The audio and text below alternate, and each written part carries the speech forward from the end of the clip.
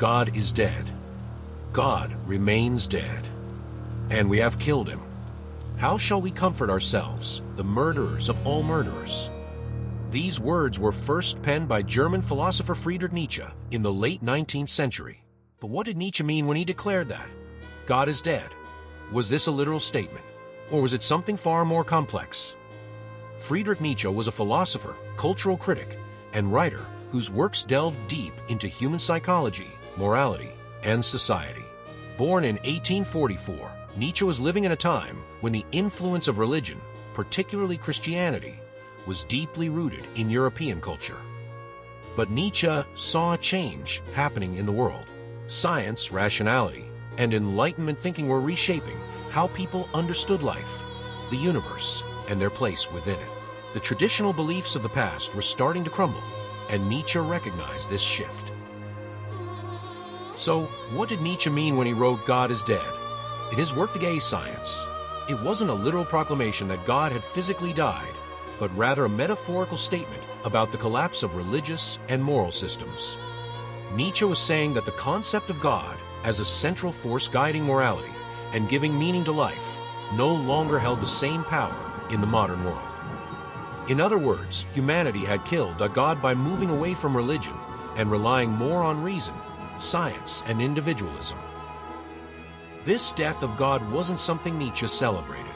In fact, he saw it as a dangerous and unsettling development, without the belief in a higher power to provide moral guidance. Nietzsche feared that society would spiral into nihilism, a belief that life has no meaning, value, or purpose.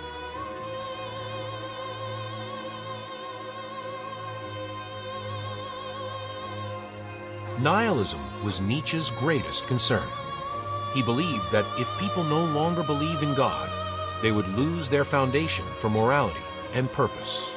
Without this foundation, individuals could become lost, feeling as though life was meaningless. But Nietzsche didn't stop there. He didn't want humanity to fall into despair. Instead, he called for something radical, the revaluation of values and the creation of new meaning. Nietzsche introduced the idea of the Übermensch, or overman, a figure who creates their own values and meaning in life. The Übermensch rises above nihilism, taking responsibility for their existence without relying on external forces like religion or tradition. For Nietzsche, the death of God wasn't just a loss, it was an opportunity. It was a chance for humanity to evolve, to become creators of their own destiny. Perhaps Nietzsche's most famous idea is the declaration, God is dead. This was not a statement of atheism, but rather a recognition that traditional religious beliefs no longer held the same power in modern society. For centuries, religion had provided the foundation for morality, meaning, and purpose. But as society became more secular, Nietzsche saw this foundation crumbling.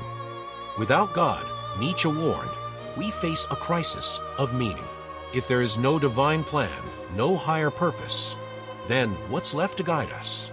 Nietzsche feared that this could lead to nihilism, the belief that life is meaningless. But he also saw it as an opportunity, a chance for humanity to create new values and new meanings. The phrase, God is dead, continues to echo in modern philosophy, culture, and even popular media. Nietzsche's challenge to confront the death of traditional values and find new ways to create meaning remains just as relevant today as it was over a century ago. But Nietzsche didn't provide all the answers.